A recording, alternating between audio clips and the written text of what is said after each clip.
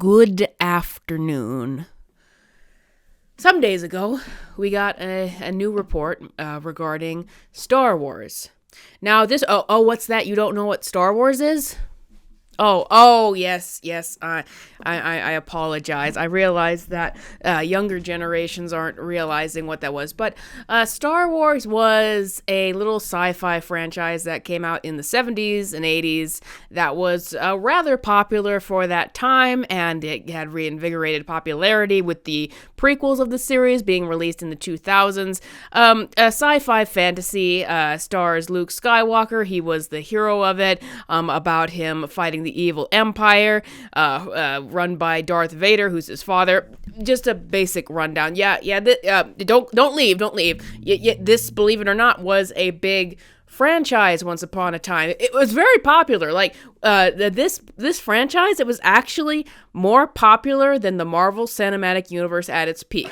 Wait, don't laugh. It's true. I was there. I lived it. This was a very, very popular franchise. All the kids when I was growing up loved it. You were a crazy person if you didn't like Star Wars. So yeah, that's what we're talking about today. This ancient franchise called Star Wars that has a little dust on it right now.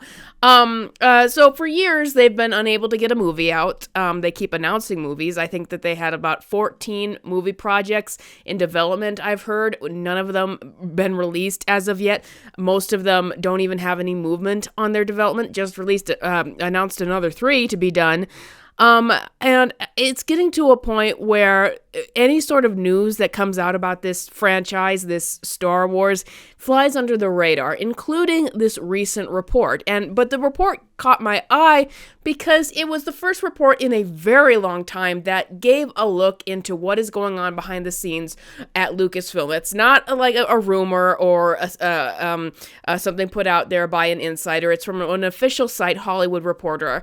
And it kind of reminds me of the article that came out last year for Marvel, detailing the problems having behind the scenes and how to fix them going forward. But the Marvel one sounded like Marvel had a way of doing it for years that they got off course from, and that now they desperately are trying to get back on course because of what's happened. They've realized with these flops like Ant-Man and the Wasp: Quantumania, the Marvels, they need to get back on track, and we're still in the process of them getting rid of the old films they had planned, like Captain America: Brave New World, getting into the new films like Fantastic Four and Avengers: Doomsday to try to save themselves. But that was the Marvel article. Made it sound like there were a lot of problems, but that they were understanding that there were problems and that they were finding a way to move forward.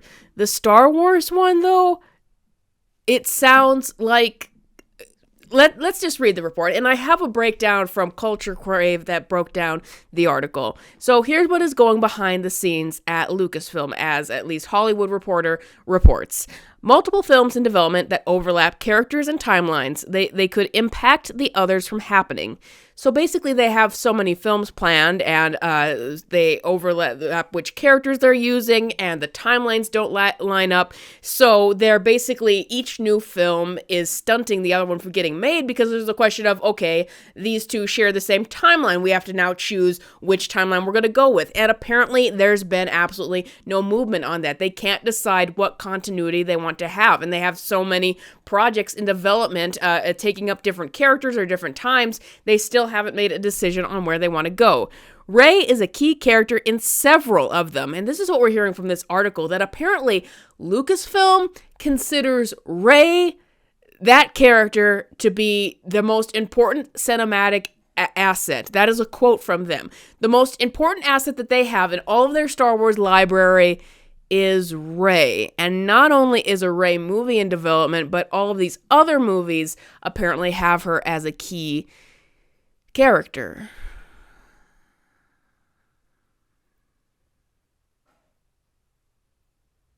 What? You're still here? I'm sorry. I must have wandered off. Before I give my thoughts on that, let's get on to the other things that have been said. Some Lucasfilm directors are aware of what others are working, while others are not.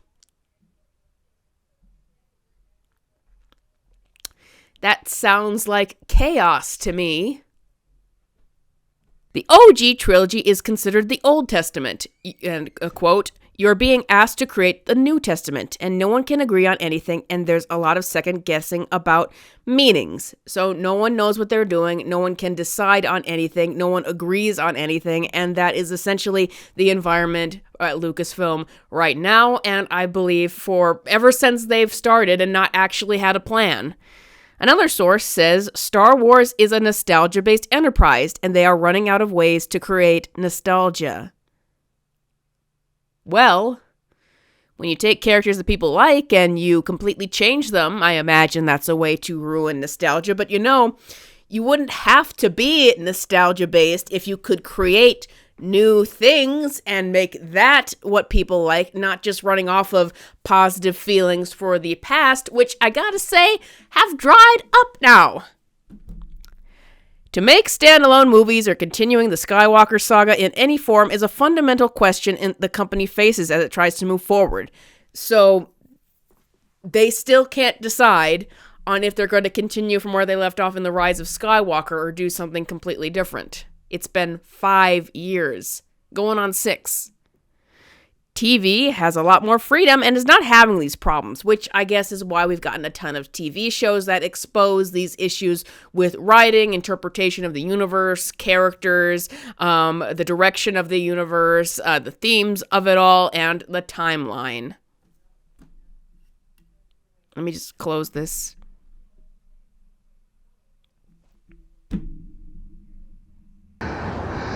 Hey, Dad, it's me.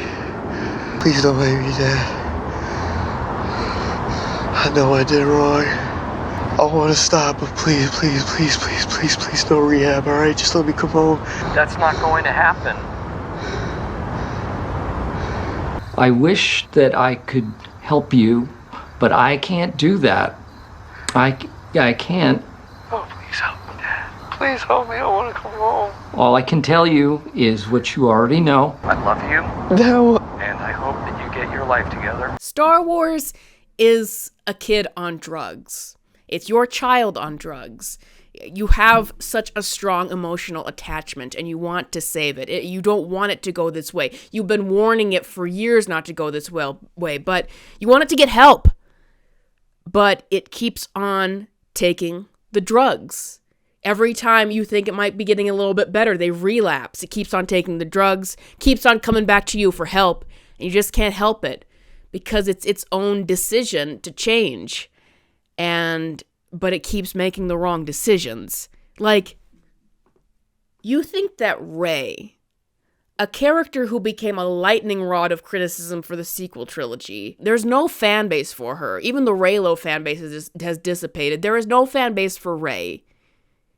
Daisy Ridley is the one actor, like Oscar Isaac, John Boyega, even Kelly Marie Tran. They've all gone on to do other things and be successful in other things. Daisy Ridley is the one that's not. So you're telling me, Daisy Ridley, perfectly nice person, nothing against her, but you're telling me that Daisy Ridley, a person who as an actress has not proven that she can carry a movie, was not successful as the character, brought a lot of criticism towards the character, a lightning rod for criticism in helping to ruin the reputation of strong female characters. You're telling me that she is your most important cinematic asset? That you have multiple films planned for her?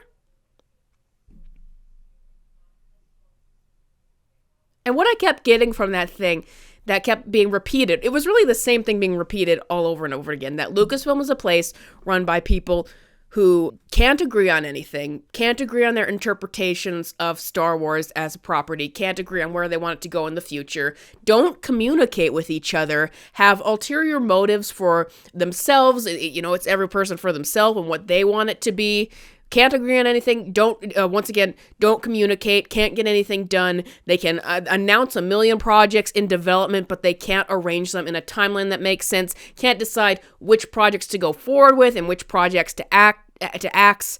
They think that a hated character is their most valuable cinematic asset, and they think that the only thing that sells that sells Star Wars is nostalgia, and they don't even acknowledge that they have completely They kind of acknowledge that they've completely killed that nostalgia, and it doesn't click in their minds that you don't have to run on nostalgia. You can... Disney, I know this is hard. This is going to hurt. You can make new things. What did you say? Make new things. And then you don't have to run on nostalgia. Yeah. So I feel that I am the parent with a drug-addicted child, and I have done all that I can.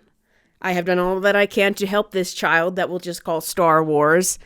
And you see that their brain is just gone, and they don't want to change. They don't want to have anyone. They want to get better, but they don't want to actually change. They don't want anyone to actually help them that could help. They are stuck in the Twilight Zone.